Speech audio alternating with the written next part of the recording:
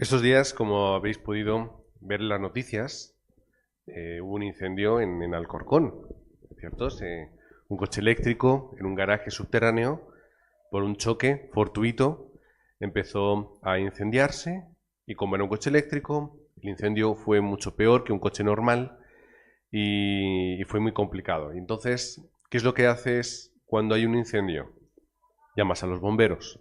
Lo primero, vienen los bomberos y llegaron los bomberos de Alcorcón, que es donde estaba el incendio, y era muy complicado apagar ese fuego. Realmente complicado y complejo. De hecho, fíjate lo que costaba, que decían que la mayoría de los coches, o todos los que están en el garaje, calcinados. Todos. Es decir, no se pudo apagar el incendio. Pero el mayor problema no era que todos los coches se estropearon, no hubo problemas en el edificio, por lo menos no he escuchado nada de eso. Podríamos pensar, madre mía, ¿cuántas familias han quedado sin coche? Personas que necesitarían ir a trabajar, necesitarían ir al hospital, personas mayores que no puedan caminar. Podemos pensar en el desastre que eso puede llegar a ocasionar, problemas económicos, que luego, a ver los seguros, lo que pasaría y no pasaría. Pero el problema era que, o el mayor desastre es que entraron dos bomberos e intentaron apagar el incendio y ninguno salió vivo. Esto es un desastre. Ya cuando hablas de esto ya los coches te dan igual. Ya qué más da. Ya los seguros pagarán, se comprarán otros, todo se limpia, se recoge, pero la vida de esas personas ya no va a volver nunca. Esa vida nunca va a poder regresar y las familias lo han pasado mal. Y nosotros lo sabemos porque la mamá de uno de esos bomberos es compañera de trabajo de Miri. Entonces, una compañera de trabajo muere su hijo con 34 años. Que son los que tengo yo ahora, además. Y, claro, ella es de Torrejón de Velasco. Esa familia es de Torrejón. Yo conocí a ese chico. Yo he estado con él, yo he pasado tiempo, no éramos muy amigos, pero éramos conocidos y si nos vemos nos saludamos, nos abrazamos, hablamos un poco, es decir, eran personas conocidas. Y de pronto, de la noche a la mañana, están muertos. Ya te pones a pensar, ay, al otro chico no le conocía, al otro bombero, Sergio, pero a Jesús sí, ay, nunca le prediqué el Evangelio. Nunca le hablé de Cristo. Tampoco era alguien cercano como para ir a entablar una conversación y además con mi forma de ser mucho menos, pero nunca le pude llegar a dar el mensaje del Evangelio. Pero cuando nosotros hablamos de esto, de lo de los bomberos y demás, surge también lo que se ha explicado en las noticias, que todos hemos, o algunos, si no lo habéis visto, buscad. ¿Qué ocurre? Que los bomberos trabajan, como ellos llaman, en binomio, trabajan de dos en parejita. Y se ayudan, se apoyan, trabajan juntos. Cuando Jesús, que era mi amigo, sale del garaje porque era imposible estar ahí dentro, era imposible, se da cuenta de que su compañero estaba dentro. ¿Qué es lo que hizo? Entró y no salió. No hubiese podido ayudarle porque hubo una explosión y esa explosión posiblemente le matase, le fulminase en el momento. Es decir, entró sin quizá mucha esperanza, pensando decir, bueno, lo más seguro es que no esté vivo, no pueda hacer nada por él y que yo mismo pierda la vida. Pero es que yo creo que no le dio tiempo a pensar eso. Dijo, ahí está mi compañero, tengo que entrar a por él. Me juego la vida, moriré si tengo que morir, pero yo a mi compañero lo tengo que intentar sacar. Nosotros en el mundo no tenemos estos pensamientos, no tenemos esta perspectiva. Nosotros no pensamos como un bombero, ni como un policía, ni como alguien que trabaje rescatando. Un rescatador no pensamos de esta forma. Nosotros pensamos de una forma muy egoísta. Y es que primero yo estoy bien y luego si me sobra, si puedo, quizá ayudo a los demás.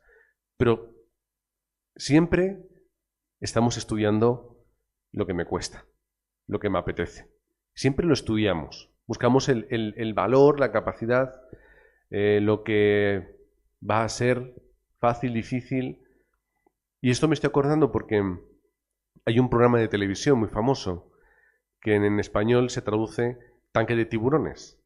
Y es que son unos empresarios importantes, están colocados en sillas, y van emprendedores que están iniciando, han iniciado un negocio, y van y les proponen el negocio. Pues mira, yo hago esto, hago esta otra cosa, y se lo presentan bien, bonito. Pues mira, he vendido esto tanto, tengo tantos compradores, tengo tanta proyección. Y entonces hacen, yo lo que os ofrezco es que me deis, vamos a poner ejemplo, 50.000 euros por el 10% de la participación de la empresa. Y empiezan ellos a hablar, pero entonces ¿cuánto vendes? ¿Y cuándo no sé qué? Pero claro, este porcentaje no, pero entonces lo que tienes que pedir es tal, pues entonces yo no voy. Pues venga, yo te ofrezco no sé cuánto. Entonces empiezan a valorar todos y cada uno de los números, de las posibilidades, cada uno que es experto en un área dice, pues yo te puedo ayudar en esto, yo te ayudo en marketing, yo te ayudo en la expansión internacional, pues yo te puedo ayudar con lo económico, todos empiezan a hablar así. Venga, pues tú y yo íbamos juntos y para ti un 10, para mí un 10, pero le ayudamos en no sé cuánto. Y hay muchas veces en las que en este programa, que lo tenéis en la versión mexicana, está en YouTube, yo he visto unos cuantos porque es muy entretenido, muchas veces dicen, mira, no están los números. Para recuperar lo que yo voy a invertir en ti, tal cual vas, tardaríamos 20 años. No me interesa. O mira, no lo has planteado bien, no tiene un mercado que yo no me interesa. O no va con lo mío, no me gusta, no me interesa. Y nosotros vivimos así, valoramos todo conforme a lo que nos interesa o podemos sacar partido. Pero sin embargo, estos dos bomberos no pensaron así. Este chico dijo, voy a entrar donde casi muero por sacar a mi amigo. No valora, no piensa, no medita, entra directamente. Este corazón es el que tenía Pablo para el Evangelio. Pablo no meditaba en si era fácil o era difícil, si le iba a costar mucho o poco. Pablo solamente veía a las personas que estaban sufriendo y que estaban muriendo en el mundo. Y cuando Pablo ve el campo y ve el mundo, entra al campo sin importar las consecuencias que vaya a sufrir. Hemos predicado varias veces del segundo viaje misionero de Pablo. Antioquía, Iconio, Listra. Una vez amenazados, la otra perseguidos, la tercera ciudad, apaleados de muerte. Y Pablo sigue, además, lee esos capítulos 14 en adelante del libro de Hechos. Y Pablo va a esos lugares y va donde la gente sufre, se juega la vida y cuando además le pegan la paliza se levanta y dice el texto que vuelve otra vez a entrar a la ciudad. Vuelve otra vez a entrar. ¿Por qué? Porque iba a consolar a los discípulos. Él mismo consolando a los discípulos, como cuentan de Sócrates, que decían que en su lecho de muerte, cuando iba a tomarse el veneno, la cicuta, y estaban sus amigos llorando, él era el que tenía que consolar a sus amigos, no pasa nada, me tomo esto, muero en un par de minutos y ya está. ¿De qué os vais a preocupar? Pablo defiende lo mismo, vuelve otra vez, entra a Listra, luego se va a Derbe, habla con los discípulos, predica el Evangelio y vuelve a hacer el mismo recorrido de vuelta. Apaleado, con moratones, con una brecha en la cabeza, cojeando, no sé cómo estaría. Pero lo que sí sé es que estaba. Pablo no miraba si iba a perder su vida o no, porque a Pablo no le correspondía pensar eso. En otras palabras, Pablo no era dueño de su vida. Su vida era de Cristo. Por eso no escatimaba entrar, llegar, predicar o hablar donde fuese, porque su vida era de Cristo. No había miedo. A lo mejor así habría miedo, pero aún así entró como el bombero que entra en un lugar donde hay fuego. Entró en un lugar donde hay oscuridad, donde hay idolatría y donde hay muchos problemas. Si nosotros vamos a el libro de Hechos, muy rápido, en el capítulo 19, en Éfeso, donde había una idolatría enorme, establecida, profunda y muy oscura, Pablo entra a predicar. ¿Qué es lo que ocurre? Que estaba teniendo respuesta en el campo. La gente dejó de comprar idolatría, las pequeñas figuritas de la diosa Diana o de la diosa Artemisa, como la queramos llamar. ¿Y qué es lo que ocurrió? Les pusieron en medio de la plaza, empezaron a gritar todos, querían apalearles, se levantó una y Pablo ahí en medio no sabía qué hacer, le tuvieron que sacar de alguna forma Y dice el versículo 28 de Hechos 19, cuando oyeron estas cosas, se llenaron de ira y gritaron diciendo, grande es Diana de los Efesios. Y la ciudad se llenó de confusión y a una se lanzaron al teatro arrebatando a 2 discípulos, Gayo y Alejandro. Fíjate lo que ocurrió. Estuvieron gritando constantemente sobre esto. Grande es Diana de los Efesios. Grande es Diana de los Efesios. Dice, voy a buscarlo. El versículo 34, pero cuando le conocieron que era judío, un tal Alejandro que estaba hablando delante de todos, a una voz gritaron casi por 2 horas. Grande Diana de los Efesios. 2 horas gritando. ¿Sabes lo que es gritar durante 2 horas? Si eso ya ni siquiera en el fútbol pueden gritar 2 horas, tienen que ir descansando. No puede gritar 2 horas. Es como durante una película, no parar de gritar. Hasta ese punto era la idolatría y era la oscuridad de ese campo. Pero era un campo en el que Pablo estaba. ¿Por qué? Para predicar el mensaje del Evangelio. Muy inteligentemente y con mucha realidad, Pablo dice, como hemos leído antes en 1 Corintios, capítulo 1, versículos del 18 en adelante, que el mensaje del Evangelio es una locura para el campo. No se puede entender en el campo.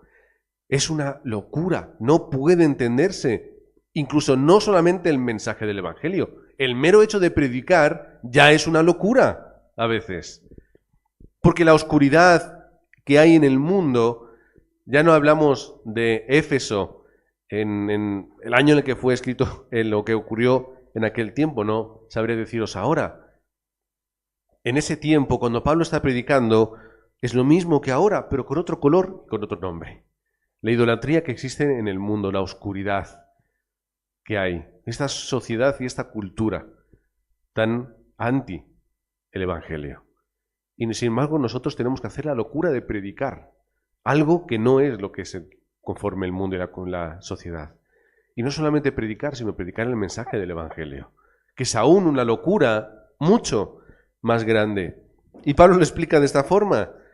Es que Dios lo que ha querido, explicando ya un poco el texto, lo que Dios ha querido es que nadie pueda conocerle únicamente a través de nuestro intelecto. Que no sea a través del estudio, a través de la comprensión lógica, que no sea a través de leer muchos libros o buscar o investigar mucho. No era a través de la filosofía como se podía conocer a Dios, no era tampoco a través de seguir unas pautas religiosas, que el mensaje del Evangelio tenía que llegar a la persona a través de la predicación mediante la obra del Espíritu Santo. De ahí que diga, es que solamente podemos conocer a Dios a través del Espíritu porque Dios es Espíritu. No podemos conocerle a través de lo que es humano. Y Dios lo ha querido hacer así. Grandes teólogos, grandes estudiosos, personas que han estudiado la Biblia mucho más que yo, no creen en absoluto. No creen. ¿Por qué no creen? Porque no es el intelecto, es algo que es espiritual. Y por eso es una locura, porque no es coherente con lo que es humano, pero sí es coherente con lo que es espiritual. Predicar el Evangelio no tiene coherencia conforme lo que ocurre en el mundo ahora. Tendríamos que ser políticos o tendríamos que levantar movimientos diferentes, tendríamos que unirnos a un bando. ¿Qué estamos con Israel o con Palestina? ¿Qué estamos con Rusia o con Ucrania? ¿Qué estamos con unos o con otros? ¿Somos capitalistas o somos, comunistas? ¿Qué somos? ¿De un lado o de otro? ¿Azules o rojos? ¿Izquierda o derecha? Tenemos que unirnos a algo, ¿no? Vamos a unirnos a nos unimos a Greenpeace.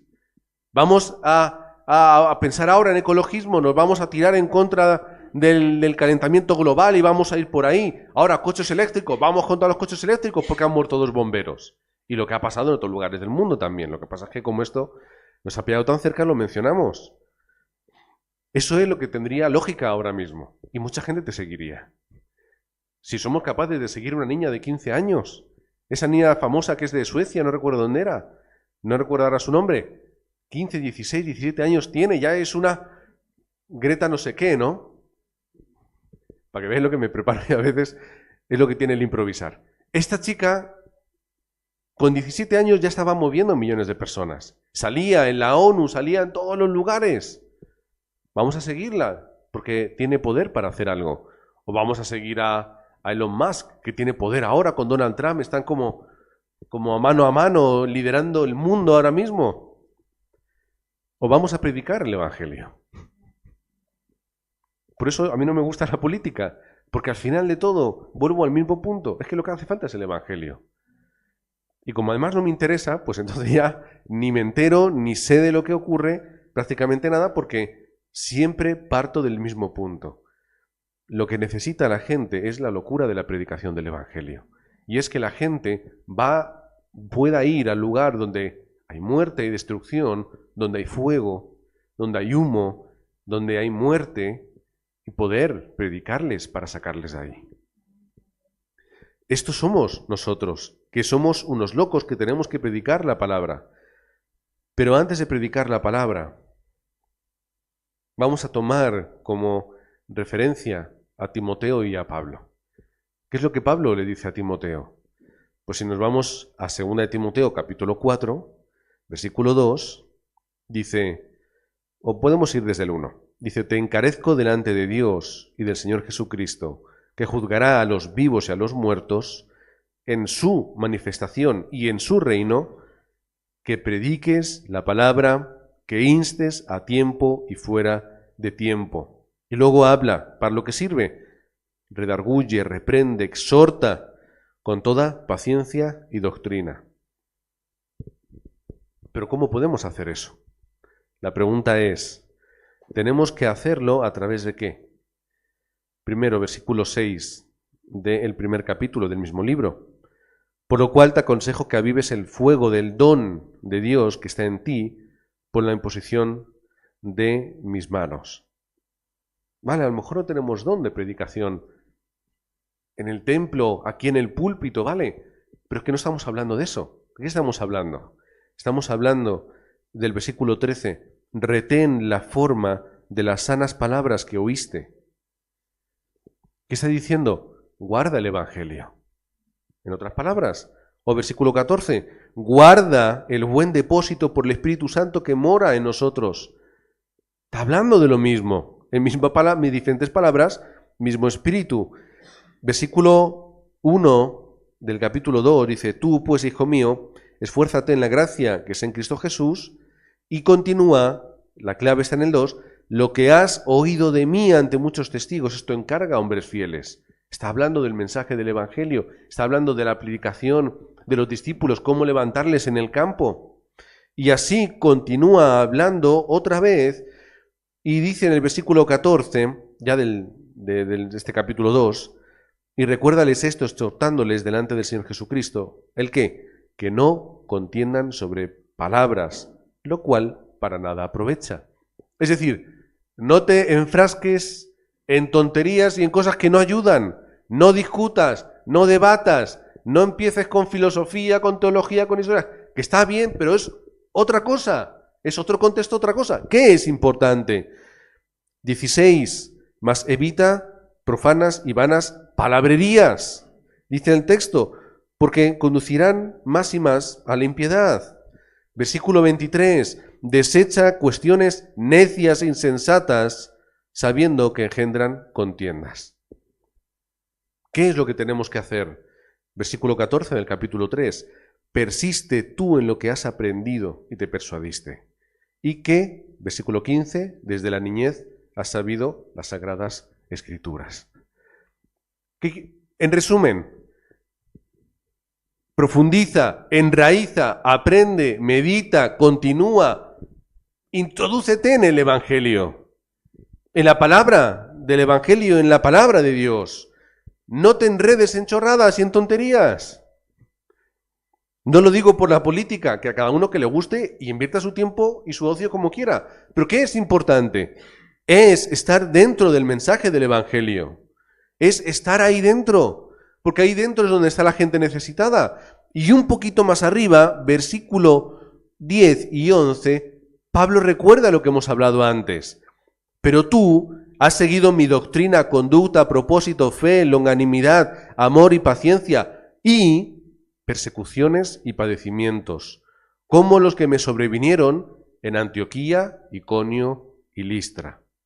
Dice, persecuciones que he sufrido y de todas me ha librado el Señor.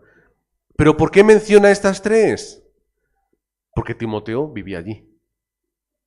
Él era de allí. Como su mamá eran creyentes, vosotros no creéis que no estaba ahí Timoteo de la manita de su mamá y su abuela, escuchando las palabras de Pablo, escuchándola a él con los otros discípulos, pero también posiblemente estuvieran, o al menos oirían, cuando a Pablo casi lo matan. Es decir, le está recordando, tú has visto lo que me ha pasado. Y tú que lo has visto, prepárate. Pero prepárate ¿cómo? Dentro del Evangelio para predicar la palabra. Es decir, graba el mensaje del Evangelio primero en tu vida. Graba la palabra que tiene que estar en ti.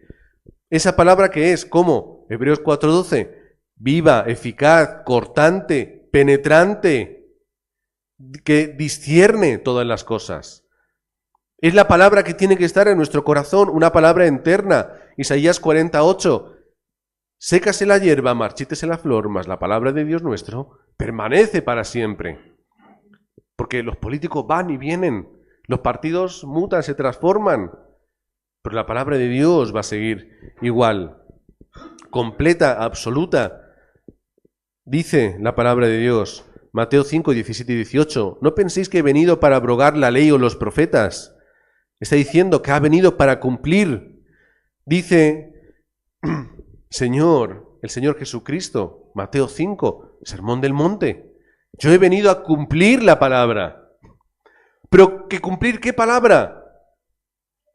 Si los discípulos no entendían la Biblia en ese tiempo, entendemos que es el Antiguo Testamento, ¿cómo iban a conocer a Cristo? ¿Cómo iban a conocer al Mesías si no entendían la palabra? Y aun entendiéndola, no sabían y no se daban cuenta. Tenía que pasar un tiempo en el que comprendiesen que Jesús era el Cristo, pero no el Cristo triunfante, sino el Cristo sufriente. No el Cristo triunfante políticamente, sino el que triunfa por encima de la muerte. Y es a través del conocimiento de la palabra que ellos pueden llegar a entender, este es el Cristo. Y en Lucas 24, cuando Jesús aparece a los discípulos, ¿qué hace? Les explica tranquilamente lo que las Escrituras hablaban de él. Porque era necesario entender el Evangelio. Apocalipsis 1:3, bienaventurado el que lee, oye y guarda la palabra. Feliz es el que lo puede hacer. No podemos predicar la palabra si no entendemos la palabra. Así que, hermanos, os bendigo en el nombre de Jesucristo para que nos levantemos todos con el mensaje del Evangelio ordenado, mensaje del Evangelio asimilado, incluso mensaje del Evangelio experimentado en nuestra vida. Y como Pablo lo hizo, lo podía predicar.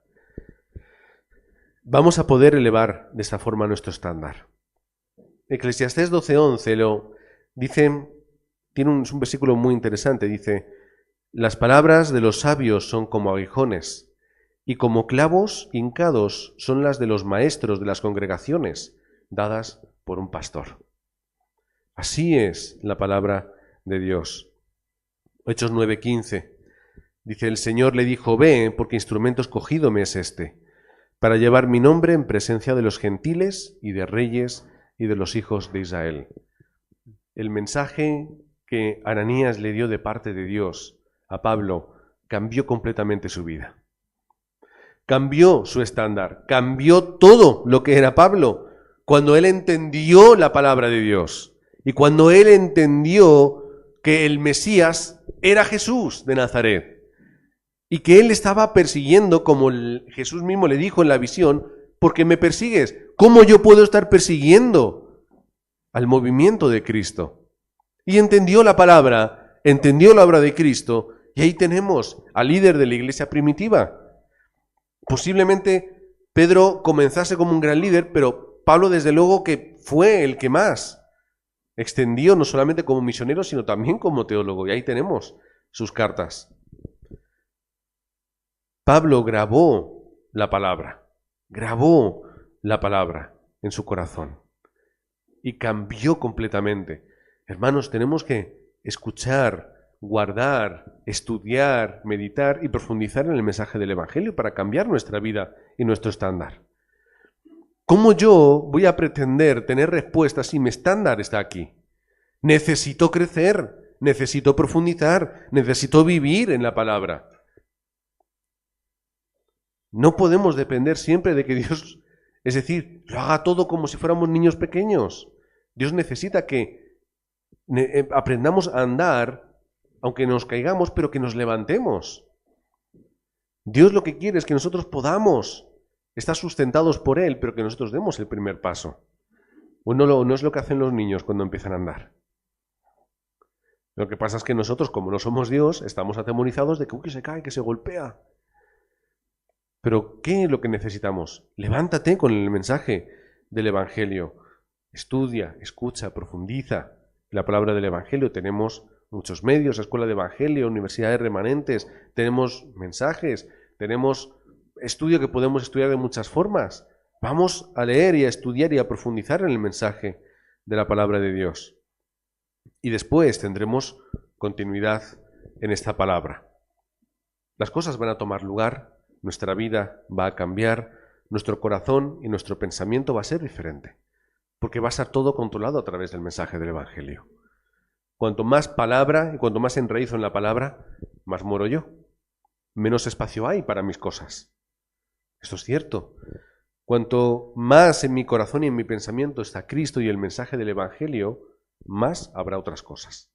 Y en esas cosas, pues, habrá queja, habrá miedo, habrá inseguridad, cosas que no son buenas ni me ayudan en absoluto. Profundizar y tener continuidad en la palabra, en el mensaje del Evangelio, hace que mi cerebro cambie. Es una cuestión hasta incluso física. Graba, que permanezca en tu cerebro la palabra del Evangelio. Que tú pienses conforme el Evangelio y la palabra. Que tú recuerdes el mensaje del Evangelio. Que tú puedas vivir con tus hábitos dentro del Evangelio. Y eso no se graba aquí, eso se graba aquí. Hábitos, costumbres, grábalo en tu mente, como dice la palabra. Y que llegue hasta lo más profundo, hasta el espíritu y el alma, que enraíce completamente en tu vida y cambie la naturaleza. Y que yo pueda ser una persona diferente. Y mañana puedo ser diferente a lo que soy hoy. Pero que yo pueda decir, Señor, quiero ser diferente conforme a ti. No quiero ser diferente conforme a mis frustraciones, o conforme a mi queja, o conforme a mi miedo. Padre, yo quiero que tú moldees mi vida, y no las circunstancias que hay a mi alrededor. Yo quiero cambiar por y para ti, y no quiero cambiar para el mundo o por medio del mundo. Cuando digo el mundo me refiero a cualquier cosa que salga del Evangelio. Cuando los niños crecen y se desarrollan, todo lo que han visto y han experimentado, todo se guarda. Psicológicamente, los expertos hablan mucho de esto. Y de verdad que mucho de lo que una persona es por lo que ha vivido, ha experimentado, ha guardado desde que son pequeños. Nosotros no podemos crecer de esta forma. Tenemos que liberarnos ya, como hablamos ayer, de la mochila que nos pesa tanto. Esa mochila que es cargada, una mochila que es incómoda y una mochila que nos hace daño y nos impide alcanzar las metas que nosotros o que Dios ha establecido con nosotros. Así que os bendigo en el nombre de Cristo para que podamos ser, como habla el Salmo 1, bienaventurado el varón que no anduvo en consejo de malos, ni estuvo en camino de pecadores, ni en silla de escarnecedores se ha sentado, sino que en la ley de Jehová está su delicia, y en su ley medita de día y de noche. ¿Quién vino para cumplir la ley? Cristo. Cristo es la máxima expresión de la palabra de Dios. Por eso Juan le llama, Él es el verbo. Pero que eso viene del latín. Nosotros vamos a utilizar, Él es la palabra encarnada. Él es la esencia de Dios, Él es su propósito, Él es su identidad. Él es Dios en la tierra, como dice. Él La palabra estaba y era Dios. Y por Él fueron hechas todas las cosas. Así que, hermanos, si profundizamos en la palabra, vamos a profundizar en aquel que nos muestra de una forma más directa y más clara a Dios, que es Cristo. Y vamos a profundizar en lo que Él dijo y en lo que Él hizo y lo que supone para nosotros. Y con este contenido, pues podremos ir a apagar fuegos, podremos entrar en la zona de desastre, podremos entrar donde hay oscuridad, donde hay muerte, donde hay idolatría, donde hay cualquier cosa, y podremos hallar a esas personas que están sufriendo. Y podremos hallar respuesta. Y quizá alguna vez, yendo al campo, pues tengamos que dar nuestra vida. Y gloria a Dios que estaremos con el Padre. No habrá ningún problema. No habrá ningún problema. La muerte, que es el peor acontecimiento que pueda vivir una persona, para nosotros es lo que más nos acerca a Dios. Pero claro, eso forma parte de la locura de la predicación del Evangelio. ¿Cuál es la locura de la predicación del Evangelio? Que Jesucristo ha muerto por nosotros. Que Jesucristo para los judíos era un tropezadero, sí, claro, porque no era el Cristo que ellos querían. No podían entender a ese Cristo que muere y que sufre. Isaías 63 y 62 no se acordaban de ello. Cuando habla de en los salmos, cuando echaban suertes por sus ropas, eso tampoco se acuerdan. ¿Por qué? Vivían conforme su estándar, no conforme la palabra. Y por eso no pudieron entender a Cristo. Por eso los gentiles no podían entender. Los griegos, ¿qué iban a entender? ¿Cómo un Dios se va a hacer humano? Era abominable para ellos. Un Dios tan perfecto y tal, se va a hacer humano, va a estar con nosotros. Y además, un humano limitado y sufriente, no lo podían entender y comprender. Pero para nosotros es la respuesta de nuestra vida. Y como vamos a estar en el mundo y vamos a encontrar muchas personas que nos llamen loco, vamos a recordar al mismo tiempo que hay muchas personas que necesitan esta locura y que necesitan escuchar este mensaje. Y este mensaje no se puede predicar desde el lugar cómodo. Tienes que entrar al fuego. Tienes que entrar al lugar donde hay destrucción. Y ahí es donde Pablo encontró sus respuestas y donde nosotros encontraremos las nuestras. Así que os bendigo en el nombre de Cristo para que podamos meditar en la palabra y en el Evangelio de día y de noche. Padre, gracias por la bendición de poder estar en tu palabra. Gracias, Padre, porque en ella lo encontramos todo. En ella está todo lo que nosotros podemos necesitar. No necesitamos sabiduría externa, no necesitamos nada más fuera de tu palabra, y si acaso aquello que nos ayuda a entender tu palabra. Gracias, Padre, porque para encontrarte a ti, solamente te necesitamos a ti. Queremos darte la gloria y la honra porque nos has llamado, como dijimos la semana pasada, tus amigos. Somos tus amigos. Somos aquellos con los que tú has contado para hacer la evangelización del mundo. Somos aquellos que tú has levantado para que podamos predicar la palabra del Evangelio. Y que mientras que tenemos este corazón y miramos al campo con estos ojos de evangelista, que podamos, sin parar, continuar enraizando, permaneciendo en este mensaje del Evangelio, profundizando más y más, para poder experimentarlo de una forma plena y absoluta en nuestra vida. Oramos en el nombre del Señor Jesucristo. Amén.